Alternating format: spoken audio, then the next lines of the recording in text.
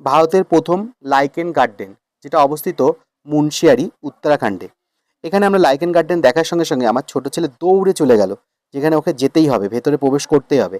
প্রবেশ মূল্য ছিল মাথা পিছু 25 টাকা, অর্থাৎ এখানেও আমাদের 100 টাকা খরচা হলো।